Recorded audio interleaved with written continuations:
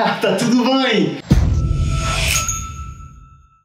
Bem-vindo sur cette vidéo. Aujourd'hui, nous accueillons un guest star, Pierre Meunier alias Thérapie du Corps. Et ouais. On a le droit de dire ton prénom? On a le droit de dire mon prénom. Et ton nom? Tout le droit de dire. Pierre, qui es-tu? Que fais-tu là? Introduis-toi à la pochiche Nation. Que fais-tu là, toi? Le mec vient m'interviewer, évidemment, ce que je fais là. Et moi, je suis praticien en médecine chinoise depuis 10 ans. Ok. Voilà, donc ça fait maintenant un petit moment que je pratique ça depuis ces quelques années. Ici depuis 5 ans. D'accord. Et puis ça fait allez, à peu près 1 an que je suis praticien Access Bar. Donc ça, c'est une autre technique que j'ai ajoutée après, une petite corde à mon arc. Donc ça, c'est autre chose, ça travaille sur les énergies au niveau de la tête. On va travailler sur des blocages mentaux, c'est comme un petit peu du Reiki. C'est quoi du Reiki? Du Reiki, c'est comme du magnétisme, un petit peu où tu vas utiliser les énergies de ton corps comme un fluide. Tu vas avoir de la chaleur qui va se dégager au niveau des mains. Et là, on va pouvoir travailler... Alors moi, je fais pas les Reiki, mais là, en l'occurrence, le Access Bar, je place mes mains sur le crâne, sur 32 points du crâne, et ça va permettre de libérer des schémas mentaux et plein de blocages émotionnels pendant une séance qui dure environ 1 heure dans le silence complet. Et ça, c'est assez génial. Donc voilà, ça, c'est un autre truc que j'ai rajouté après. Et là, ça fait, c'est tout frais maintenant après 2 ans de formation en naturopathie. Félicitations. Naturopathe. Bravo. Donc voilà. J'ai pas encore fait la première consultation. Je vais préparer des trucs un petit peu avant de lancer le truc, mais voilà, c'est fini. Donc, bravo. Peut-être qu'il y a beaucoup d'auditeurs qui nous écoutent qui savent pas ce que c'est que la médecine traditionnelle chinoise. Ouais. Est-ce que tu pourrais nous expliquer un petit peu Eh bien, complètement. Alors, je vais vous dire tout ça. La médecine traditionnelle chinoise, c'est un ensemble de plusieurs techniques. Il y a des piliers en fait, de la médecine chinoise. Il y a l'acupuncture, il y a l'acupression, qui va être la même chose que l'acupuncture sur les points. L'acupuncture, c'est avec les aiguilles là? Exactement. D'accord. Voilà. Et tant qu'on est là-dessus, juste comment est-ce que ça marche très rapidement Le principe de l'acupuncture, oui. L'acupuncture, c'est en fait, on a 360 points majeurs au niveau du corps, au niveau énergétique. Ces points d'acupuncture, avec une aiguille, on va pouvoir permettre de libérer l'énergie comme un robinet qu'on va ouvrir en fait sur des points d'acupression. Alors principalement, on travaille en dispersion sur l'énergie. Après, on peut aussi travailler en tonification, en harmonisation. Ça va être autre chose. Voilà. Donc ça, tu le fais avec les aiguilles. Ceux qui ont la phobie des aiguilles, qui n'aiment pas les aiguilles, ça arrive assez souvent. Tu travailles en acupression. Donc là, tu vas pouvoir travailler sur les mêmes points, mais avec les doigts. Donc digitopuncture, acupression, c'est le même principe. Donc ça, c'est une branche vraiment que tout le monde un petit peu connaît, l'acupuncture. J'ai vu passer récemment un post, là tu parlais du point du... ce point-là, le 6 mètres cœur. Oui, ouais, ça c'est un point... tu as quelques points d'acupuncture que tu veux utiliser très fréquemment. D'accord. C'est des points qui vont revenir parce que c'est des points... tu as des points à gâchette ou des points clés en fait. Voilà. Et donc celui dont tu parles, le 6 mètres cœur, c'est un point qui permet de libérer un petit peu tout ce qui est anxiété, angoisse, et que tu vas pouvoir utiliser, que les gens connaissent peut-être sous le côté un petit peu mal de mer, mal au cœur. Donc ça, c'est un truc qu'on met souvent avec les bracelets, tu sais, quand tu es en bateau. Voilà, donc l'acupuncture, plein de points. J'ai mis des posts sur mon Instagram sur quelques points importants que tu peux utiliser tout seul, mon acupression. Tant qu'on en parle là, très rapidement, Pierre a un compte Instagram qui s'appelle Thérapie du corps. Thérapie du corps, et où il fait des posts notamment sur... Il y a du mindset, il y a de la médecine traditionnelle chinoise, c'est un peu du bien-être. Il y a de tout, il y a des extraits de live. Tu as aussi des partages sur des comptes que je crédite à chaque fois mais que j'aime beaucoup. Tu vas avoir des liens vers mes podcasts et des créations. Voilà, toujours des contenus en rapport avec des expériences, des choses que j'ai vécues, et je partage toujours ce que j'ai essayé. Ce que tu as testé sur toi, ce qui a marché. Ce que j'ai testé sur moi, ce qui a marché, ce que dont je crois. Voilà, il faut que j'y croie, parce que si j'y crois pas, ça sert à rien. Donc voilà. De toute façon, les gens vont voir. C'était la petite parenthèse dans la grosse parenthèse de la parenthèse. En soi, donc, médecine traditionnelle chinoise, si je comprends bien, c'est vraiment dispersion de l'énergie Ou tonification, mais majoritairement, tu vas aller réguler des canaux énergétiques. Qui t'affectent mentalement ou physiquement. Et puis après, bien sûr, quand tu vas appuyer sur certains points, tu vas sentir tout de suite une libération des blocages mentaux, énergétique, où ton ventre va se mettre à gargouiller, où tu vas sentir tes idées plus claires. Ça peut être très rapide. Est-ce qu'on peut avoir quelques exemples de personnes qui viennent te consulter? Qu'est-ce qu'ils posent comme genre de questions? Tu peux avoir des gens qui vont venir par exemple pour des problèmes d'angoisse, tout simplement, hein, dont on parlait tout à l'heure. Donc des gens qui ont vécu un choc, un trauma et qui ont des symptômes comme des oppressions thoraciques, des palpitations, des difficultés à respirer. C'est assez large et là tu vas pouvoir travailler donc, en acupression sur plusieurs points que tu vas pouvoir faire en circuit par exemple. Et ça va permettre de libérer voilà, les tensions. Ça peut être ça peut être des maux de tête, ça peut être après d'autres problèmes comme les acouphènes, les problèmes de sommeil. C'est assez large, tu as vraiment beaucoup de choses que tu peux soit traiter, soit en complément avec d'autres médecines classiques ou médecine douce. Très bien. Et en règle générale, combien de temps ça prend pour que cette pratique fasse effet? Est-ce que ça a des effets immédiats En fait, moi je considère qu'entre 1 et 3 séances, il faut que je règle un problème, ou que ce soit carrément avancé, l'avancement soit énorme. Si ça n'a pas, s'il n'y a pas eu d'effet en fait après la première ou maximum la deuxième séance, je considère que j'y arriverai pas et que c'est pas dans mes cordes. Donc là je lâche et je reste humble quoi. Il y a des choses qu'on peut pas. Voilà. Donc c'est des thérapies techniques qui sont assez courtes. D'accord. Voilà, sur le poids, moi j'ai arrêté par exemple de traiter un peu ça, de travailler un petit peu sur ça parce que je trouvais que c'était trop de séances et c'est trop récurrent, que les gens, voilà, c'est un point trop important, c'est pas mon domaine. Donc, voilà. Mais après, tu peux travailler sur d'autres choses que je pratique en médecine chinoise, comme les massages thérapeutiques, on fait une petite transition là, qui font partie de la médecine chinoise aussi, donc justement les massages thérapeutiques, où là je vais travailler par exemple sur le massage Shenzhen, sur l'ensemble des blocages que tu peux avoir au niveau de ton inconscient. Donc c'est un peu la tête chercheuse, ça va être travailler sur tout ce qui est bloqué chez toi, aussi bien au niveau mental qu'inconscient que physique. Voilà, donc ton corps de souffrance et tout ça, ça va permettre de libérer plein de choses. Toutes ces blessures là dont on parle, voilà. En fait, pour la petite information, j'ai été sensibilisé à ça il y a vraiment très peu de temps. Pour moi, tout ça, c'est toute une découverte. Je suis quelqu'un à la base de relativement cartésien. Pour moi, tout ce qui est mysticisme énergétique, je m'y étais pas beaucoup plus intéressé que ça. Je disais pas que ça n'existait pas ou non, j'étais juste dans un monde où... Tu connaissais pas forcément, t'avais pas l'environnement autour de toi qui était un petit peu axé là-dessus. Voilà, c'est ça. Donc tout ça, c'est un petit peu nouveau. Donc j'essaie aussi de me mettre à la place souvent des personnes qui découvrent ça. Et on se rend compte en fait qu'on dégage une énergie, évidemment, qu'on a des énergies et qu'en fait, il y a des méthodes effectivement pour donner un nouvel axe à ton corps, quoi. J'ai l'impression que c'est un petit peu un flux. De toute façon, on émet des énergies constamment. Complètement. Et donc toi, en fait, avec cette médecine-là, tu arrives à manier cette énergie et lui donner une autre direction. Tu arrives à libérer des schémas ancrés émotionnellement. Voilà. En fait, tu arrives à libérer tu vas travailler sur des méridiens. De toute façon, dans ce massage dont je parlais, là, qui est très tonique, le massage Shenzhen, là, qui est un massage protocolaire sur 3 séances. Méridien, tu peux nous définir ce que c'est rapidement? Les méridiens, c'est des trajets d'énergie en fait. C'est comme si vous avez vos veines qui parcourent votre corps. Vous avez la même chose avec juste des trajets d'énergie. Des trajets qui ont été prouvés de façon scientifique au scanner maintenant, donc il n'y a plus de débat là-dessus. Et c'est justement ce fluide qui a besoin de circuler de façon libre pour que tout ton corps soit en harmonie. On peut dire par exemple un truc qui est assez important, on dit que le vaisseau de conception, qui est le seul méridien qui n'est pas symétrique de chaque côté mais qui est en plein axe, qui se rejoint derrière avec le vaisseau de conception, donc vaisseau de conception et vaisseau gouverneur, c'est un méridien yin, un méridien yang qui forment une boucle qu'on appelle la circulation céleste.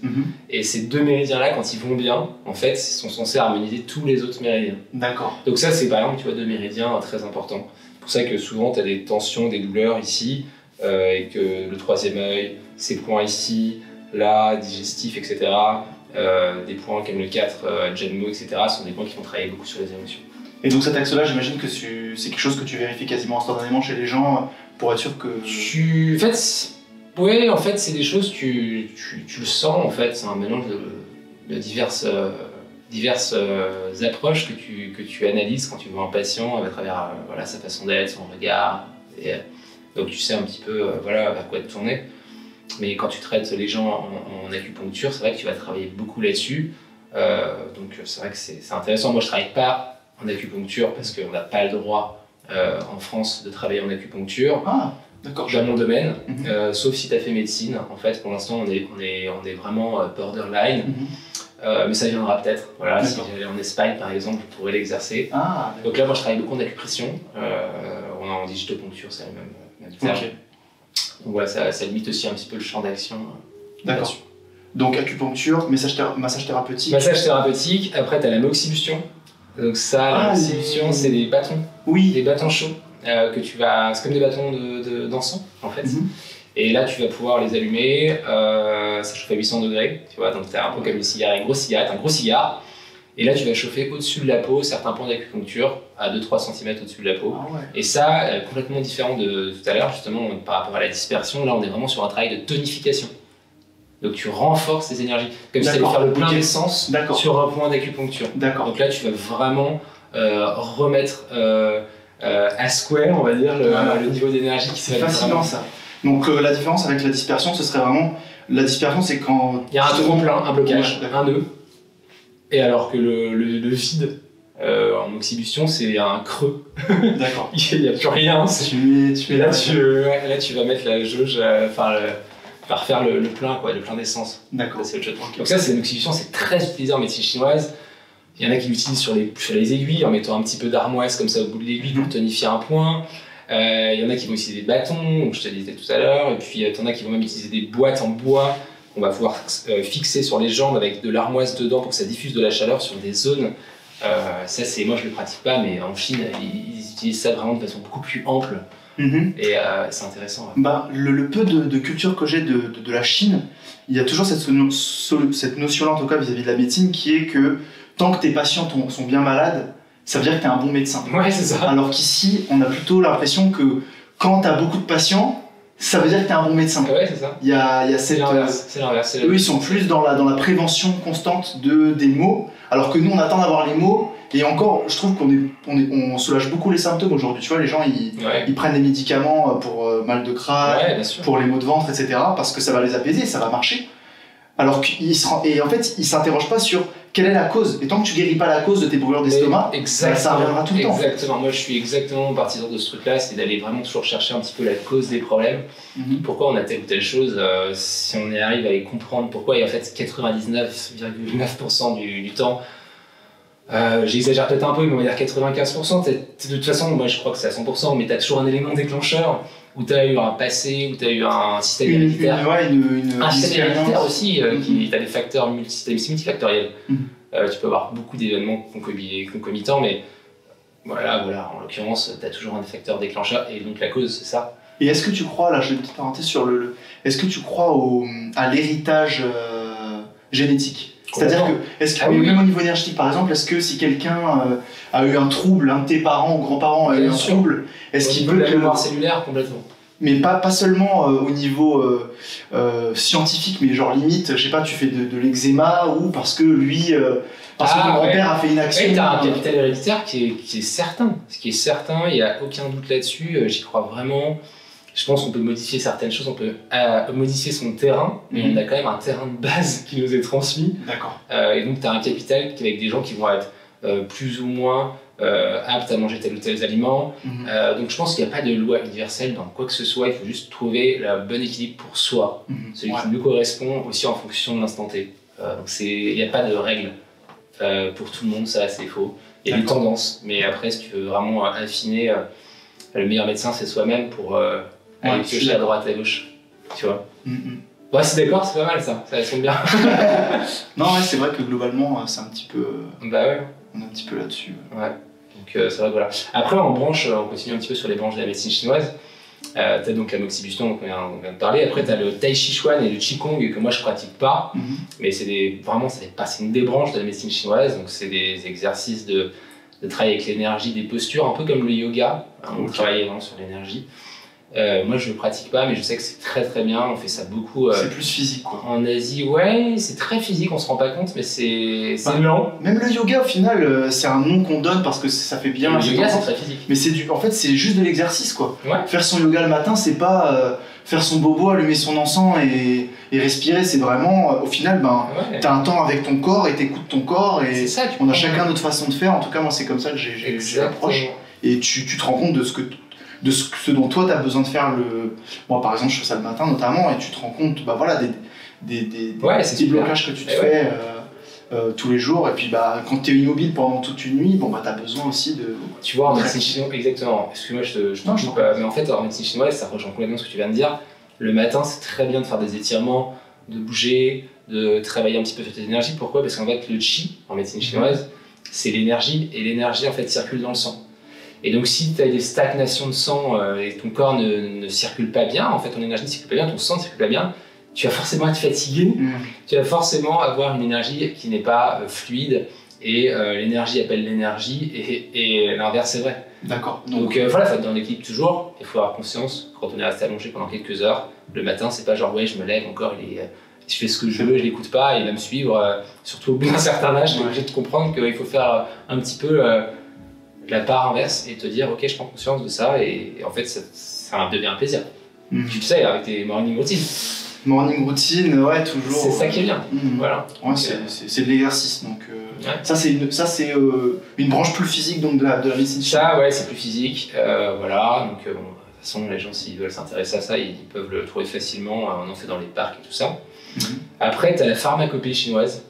Et ça, c'est donc l'utilisation des plantes médicinales chinoises. Ah, ça me plaît ça. Ça, c'est une partie de la médecine chinoise aussi complète. Et moi, je ne le pratique pas, parce que c'est interdit en France, tout simplement. Personne n'a le droit de le pratiquer normalement. Ouais. Mais bon, c'est vrai. En étant honnête avec vous, on trouve des gens qui le pratiquent. Et franchement, moi, je le pratique pas et je vais pas dire l'inverse. Je trouve ça très bien. Il faut juste trouver les bons dosages, etc. et les bonnes personnes. Et voilà, c'est comme tout. Il y a des gens qui vont fumer des joints. Bon, c'est interdit en France, mais si thérapeutiquement parlant, ça réussit à certaines personnes, pourquoi pas. En Chine, en tout cas, c'est très développé l'utilisation de la pharmacopée. Et si c'est utilisé sur des Chinois, ils n'ont pas les mêmes réactions forcément physiques que nous sur ces choses-là, parce que c'est des dosages qui sont un peu forts, mais ça peut être super intéressant. Donc voilà, c'est une branche à pas négliger. Pour ceux qui ont des problèmes de santé, ils peuvent s'orienter un petit peu sur ces choses-là. Même aller en Asie, s'ils vont dans les hôpitaux, ils vont se faire traiter à la fois en médecine classique et en médecine chinoise. D'accord, ils vont avoir les deux. Et donc ça, c'est top.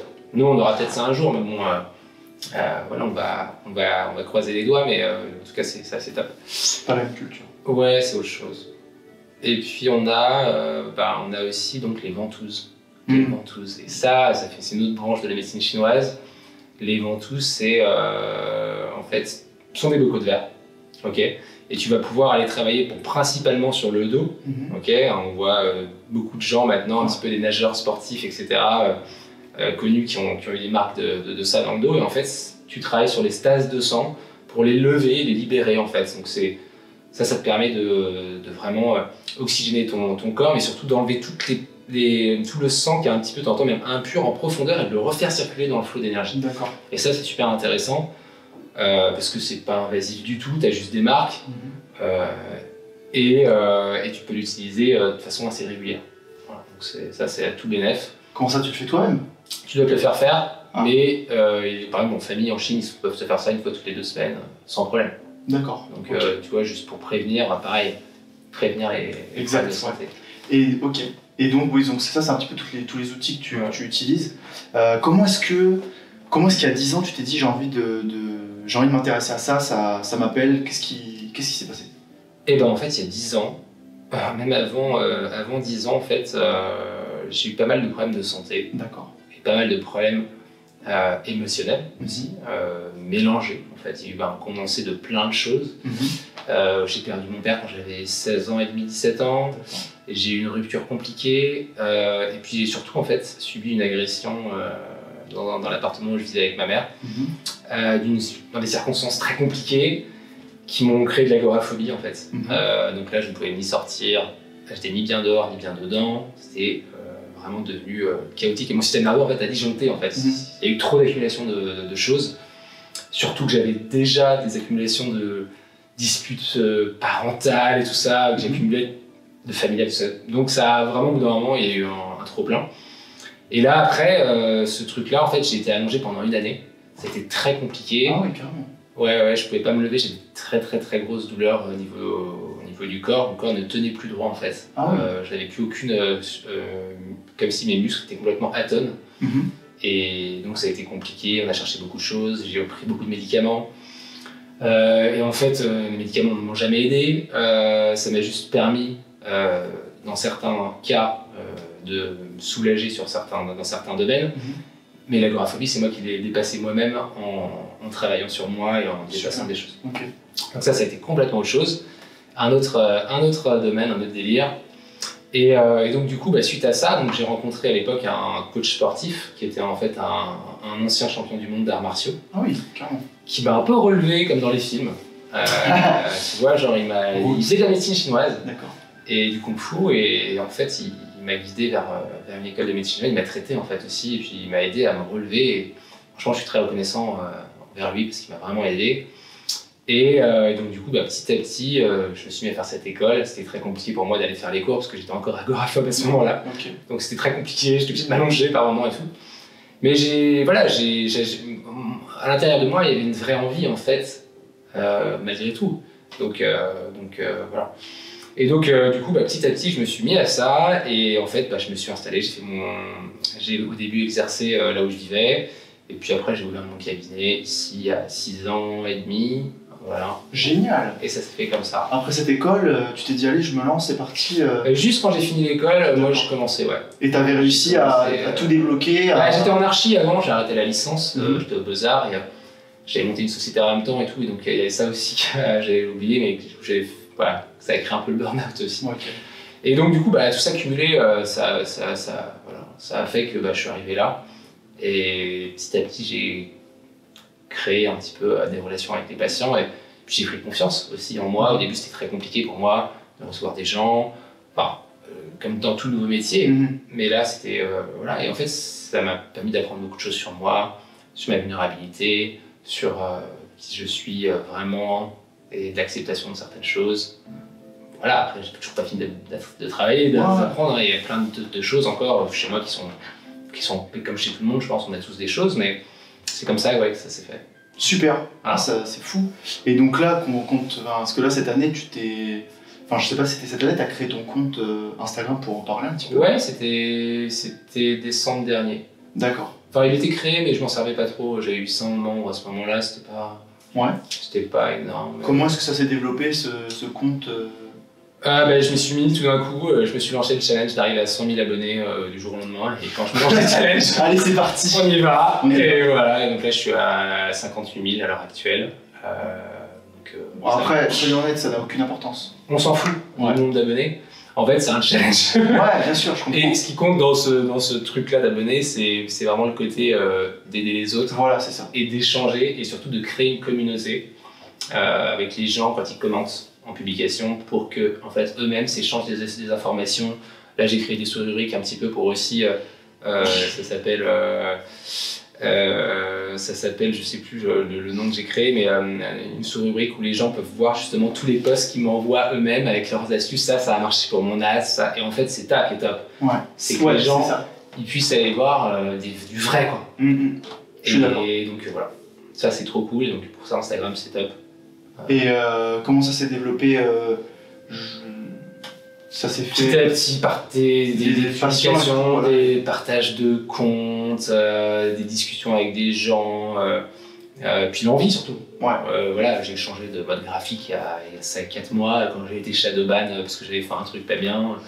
Donc après tu te remets en question, tu dis ce que je peux faire, et puis en fait il faut persévérer toujours dans la vie, il faut jamais lâcher quoi. C'est ça qui est impressionnant. Mais c'est vrai que je trouve ça puissant cet outil parce qu'effectivement, comme tu le disais, la puissance, si tu veux, des réseaux sociaux, c'est ce qui m'attire, c'est que tu as effectivement plein de gens qui ont testé plein de choses différentes et qui peuvent faire gagner un temps précieux aux autres. Et effectivement, comme tu l'as dit dans la session commentaire, quand tu arrives, quand je parle de ma page, en tout cas, dans le véganisme, tu as des gens qui sont véganes depuis 10-15 ans, qui ont des enfants, des petits-enfants qui sont aussi véganes. Forcément, ils arrivent, ils ont de l'information à apporter à des personnes qui... Il y a tellement d'abondance aujourd'hui que tous les jours, il y a des gens, même comme toi, qui découvrent la médecine chinoise et qui se disent « Ah je savais pas ça, tous les jours, il y en a des nouveaux. » Et comme moi, j'apprends avec toi le véganisme et ça fait peut-être un mois que je m'intéresse au truc. Ouais. Mais c'est vachement intéressant. Et donc, du coup, il y a beaucoup de choses. Pas te connaître d'un coup, mais c'est ça l'intérêt d'Instagram. Ouais, c'est. Bah, c'est comme tout, tu peux l'utiliser à bon escient et puis après, tu peux aller voir des. Mais je pense qu'à ce niveau-là, on est dans le même état d'esprit que l'un l'autre. C'est vraiment apporter un maximum de valeur aux gens, apporter un maximum de solutions, d'être vraiment dans le partage, dans l'optimisme. Je trouve que tu partages aussi beaucoup d'idées positives. Franchement, moi, je carbure qu'à ça. Je supporte pas trop les gens qui se plaignent de manière générale. Parce qu'aujourd'hui, on peut tout faire pour arrêter de se plaindre et être heureux. On a tous les outils à disposition. Alors, je suis d'accord avec toi. Juste, en fait, il y a des gens qui le font sans. Enfin, ils n'y arrivent pas en fait. Tu vois, t'en fais des gens qui. Je suis d'accord avec toi sur les gens qui se plaignent parce qu'ils n'ont pas envie d'aller mieux en fait. Mais il y a des gens qui ont envie d'aller mieux et qui ne le font pas exprès, etc., qui ont vraiment des blocages. Là, c'est autre chose. Mais c'est vrai que moi je suis comme toi, et par contre les gens qui passent leur temps à se plaindre et qui restent dans des schémas, ils font ce qu'ils veulent, c'est libre à eux. Moi je veux pas de ce schéma parce que je veux autre chose dans ma vie. Si tu as envie d'aller mieux, tu te demandes de l'aide. C'est autre chose. Je suis d'accord. Je trouve que quand t'es perdu, et c'est pas grave d'être perdu, on est tous perdus dans cette vie, on est tous paumés. L'important c'est que quand on te tend des mains, en fait, les saisir et accepter aussi ce qu'on te dit et comment est-ce que tu peux t'améliorer en fait. Je sais pas, être plus heureux. Si toi t'es heureux en te plaignant, tout va bien, moi je dis rien. En fait, le plus important pour moi c'est vraiment d'être heureux, d'être bien. Donc si toi dans ce schéma-là t'es bien, parfait, bravo. Mais si après tu te plains et que t'es pas heureux alors que t'as toutes les options aujourd'hui, c'est vrai que c'est un petit peu plus... c'est un peu dommage. C'est dommage. C'est dommage, surtout qu'à l'heure actuelle, c'est vrai que comme tu dis, on a tellement de moyens. Tu l'as dit dans des podcasts, parce que j'écoute ces podcasts qui sont top. Et il le dit, effectivement, t'as tellement de moyens à l'heure actuelle de t'exprimer, d'être partir en voyage. Mais surtout, c'est vrai de dire tout de suite avec les gens, partager, etc. C'est vrai par rapport à il y a 20 ans, on n'avait pas de téléphone et tout, on se rend pas compte, on est dans l'abondance, on a énormément de chance. Alors de temps en temps, c'est à double tranchant parce que tu te fais absorber par cette abondance et ça t'épuise. Parce que tellement t'es surstimulé. Beaucoup d'informations, Ouais, c'est vrai. Mais donc on se repose pas assez de temps en temps, mais c'est clair et net. Ouais, on a de la chance. Donc ça c'est. Faut essayer d'en prendre de conscience. Et puis. Et puis faire du mieux qu'on peut, tous à notre échelle, Ok. Moi, il y a des petites questions encore qui me trottent et sûrement pour beaucoup d'entre vous. Donc n'hésitez pas à commenter si vous avez des questions pour. Allez-y, on attend là, en direct. Allez-y. C'est pas en direct, je précise. J'aime bien. On va bientôt terminer ce podcast. Il y a deux questions que j'aime bien poser souvent. C'est quel est le livre que tu recommandes à nos auditeurs, vraiment celui que tu préfères? Je vais te dire direct. C'est pas compliqué. C'est le livre que j'ai lu plusieurs fois d'ailleurs. Il y en a eu deux. D'accord, mais il y en a un que tout le monde connaît, c'est Le pouvoir du moment présent, et ça il faut l'avoir lu et l'avoir chez soi de toute façon. Mais l'autre, c'est un autre, peut-être que les gens ne connaissent pas forcément, même s'il est quand même très connu, c'est le livre de Lise Bourbeau, Écoute ton corps. Je ne connais pas du tout. Ok, tu vas les acheter, tu vas kiffer. Lise Bourbeau, c'est une Canadienne, si je ne me trompe pas, que je suis allé voir d'ailleurs 2 fois en conférence, une fois à Reims, une fois au Grand Rex, qui a écrit pas mal de bouquins, qui a fait beaucoup de conférences, et qui a écrit Écoute ton corps, et Écoute ton corps encore. Les 5 blessures qui empêchent d'être soi, les réponses à ça, plein d'autres livres. Les blessures d'injustice, les blessures d'abandon, etc. Tout ça, elle donne les explications, les causes et les conséquences. Super, ça m'intéresse, j'en ai parlé depuis peu et j'ai pas pigé. Donc. Écoute ton corps, c'est vraiment le livre qui est facile d'accès. Il est écrit en assez gros, et il y a plein de chapitres, chaque chapitre va correspondre à un moment de notre vie, on peut le rouvrir à un moment donné, etc. C'est super agréable. Et voilà, ça c'est le livre. Voilà, ta réponse elle est là, c'est le livre. D'accord, super. Merci. On mettra la description en dessous du podcast, de la vidéo. Deuxième question, c'est quel est le conseil que tu te donnerais à toi-même si tu revenais 10 ans en arrière, un peu plus pour toi, parce qu'on va dire 15 ans en arrière, quel serait vraiment le meilleur conseil que tu te donnerais? Alors ça, c'est pas facile. Le meilleur conseil que je me donnerais... Tu parlais au Pierre, là, je me dirais d'être vraiment dans le contentement. De rester dans le contentement des choses. Et en même temps, je me dirais change rien parce que ça te fait évoluer, toute ton expérience. Mais je me dirais, je suis déjà dans le contentement de certaines choses, mais après on aspire toujours On se dit toujours quelque part, à côté c'est mieux. Voilà, moi j'ai vécu des choses dans ma vie qui sont d'ordre personnel aussi, et en fait j'ai des choses à comprendre quelque part. Et je pense que de toute façon, quand tu as des systèmes et des schémas que tu n'affrontes pas, tu vas les retrouver plus tard dans d'autres situations.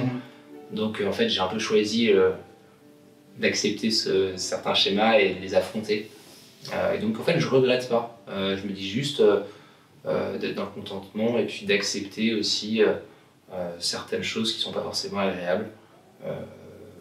Je suis d'accord, ouais. Donc, des fois, la vie, enfin là, c'est une oscillation. Ouais. Et c'est pas parce que quelque chose de mauvais t'arrive ou que voilà, il va t'arriver des malheurs. Enfin, c'est normal, c'est la vie. Enfin, malheureusement, un jour, on va perdre les gens qu'on aime le plus au monde, et c'est comme ça.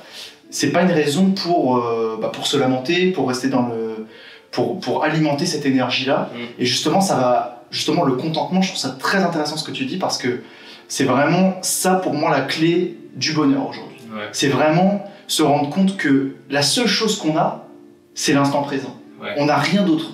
On est souvent en train de penser à ce qu'on a fait, à ce qu'on a dit, être embrouillé. C'est à quoi je pense là? Non. J'attends qu'une chose, c'est que le podcast soit fini, parce qu'il m'a ramené un méga cookie vegan. je sais qu'il est là. Mais en fait, le moment présent, il est maintenant.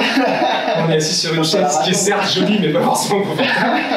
Et alors, il est là, le moment présent. Et oui, voilà. Non, mais tu vois, c'est un exemple, mais en fait, c'est ça. Faut être. C'est vrai. Hein. On met trop souvent le passé sur un piédestal. Oui, ça c'est clair. Et où on pense trop au futur, et à quel point on est angoissé au futur, et du coup on sabote le présent. Ouais. Alors qu'en fait on n'a rien d'autre à faire que de se contenter exactement. Regardez tous ce que vous avez. L'important c'est pas ce que vous n'avez pas, c'est vraiment ce que vous avez. Même si t'as pas 15 amis, t'en as un, c'est génial. C'est-à-dire que t'as ton pote. Si t'as rien dans la vie, mais que je sais pas, t'as ton chien, ou que t'as un toit. Enfin voilà, il faut arrêter de constamment se comparer aux autres, de constamment se juger soi et juger les autres. Et juste se dire, j'ai une vie, je ferai jamais rien de mieux dans ma vie que d'être vivant. T'as une chance sur 344 trillions, scientifiquement parlant, t'as rien de plus ridicule au monde que de faire que d'être en vie. Donc, c'est clair, c'est pas toujours facile de. Ouais, c'est pareil, c'est une routine aussi. Hein. Si tu prends le moment dans la journée, en fait, faut s'installer ça, mais. Tu peux être dans la suractivité, mais si tu prends le moment de te dire ok là merci pour ci, merci pour ça. Ça arrive souvent quand tu accomplis des choses et que tu es fier de toi, tu te dis merci et tout. Yes. Tu es fier de toi d'avoir fait un effort et tu te dis que ça a un sens. Donc, mais ça se fait que dans c'est pas dans la souffrance en fait, c'est dans l'acceptation de quelque chose qui est pas forcément agréable sur le moment. Mais voilà, la vie c'est toujours la dualité. Exactement. On est dans un monde de dualité. Donc voilà, c'est totalement ça. L'univers, on parlait d'énergie au début, je pense qu'on va conclure là-dessus. Nous, on est des antennes, on émet de l'énergie. Ta médecine chinoise, tout ce dont tu traites, c'est un petit peu ce flux d'énergie-là. Et l'univers, il comprend pas le négatif ou le positif. C'est-à-dire que si toi, tu te dis, faut pas que je sois en retard, faut pas que je sois en retard, faut pas que je sois en retard, par exemple, c'est un tout bête dans la journée, mais en fait, tu es en train de dire à l'univers, j'ai envie d'être en retard. Parce que voilà, t'es focalisé là-dessus en fait. Ah mais en fait c'est ça, dès que tu crées en fait que tu n'acceptes pas déjà une situation qui se passe, tu vas créer une dualité. Donc c'est comme si tu crées un champ énergétique contraire à quelque chose et ça va en fait nourrir cette énergie et la renforcer. Oui. Bon, quand tu es en retard, par exemple, moi j'attends quelqu'un qui est en retard, ça m'énerve, clairement. Ouais. Et plus je vais m'énerver, plus en fait ça va renforcer cette énergie. Alors que si je vais aller en retard, bon, je vais attendre 20 minutes, je vais faire autre chose. Et tant pis, sa séance par exemple sera plus courte. Ou alors la séance sera annulée ou j'en sais rien, mais ça ne sert à rien de. T'as un truc qui marche pas en fait dans ta vie, que ce soit une relation amoureuse ou quelque chose, un domaine que tu t'es investi, ça marche pas, tu le laisses en stand-by et tu te dis pas c'est la catastrophe, tu vas mettre ton énergie dans autre chose qui va te nourrir, et l'autre chose après elle va se faire décanter toute seule. Exactement, et avec le recul tu te diras heureusement que ça n'a pas marché. Ouais, c'est ça. En fait il y a eu un attentat, ou il y a eu une explosion, ou il y a eu une catastrophe naturelle, heureusement que je l'ai pas fait, et en fait c'est ça. Ouais, et justement je vais rebondir là-dessus par rapport aux c'est l'ego qui veut pas lâcher. C'est l'ego qui veut pas lâcher, ouais. Au niveau de la décision, il y a beaucoup de gens qui ont du mal à prendre des décisions dans leur vie, alors qu'en fait il faut juste comprendre une chose, c'est que que tu prennes la pilule rouge ou la pilule bleue, on s'en fout, tu prends une des deux et tu regardes pas derrière, parce que voilà, c'est terminé. Tu vas, tu fonces, ça se trouve, si tu avais pris l'autre pilule, comme tu le disais, tu te serais fait attentat ou tu t'aurais pris un accident. Tu aurais peut-être été millionnaire, mais tu serais mort 5 ans plus tôt. Donc il faut toujours prendre un peu de perspective vis-à-vis de ça et juste prendre des décisions et aller juste avancer en prenant ces décisions-là et sans trop regarder derrière, avec enthousiasme, avec motivation, avec énergie. Complètement d'accord. Et puis laisser le superflu derrière. Merci Pierre. Merci Marco. Pour cette interview. C'était parfait. C'était cool. Merci de ton avec temps. Plaisir. Merci à toi. Merci à vous tous de nous avoir suivis et passez une pure journée. Pure journée. Ciao.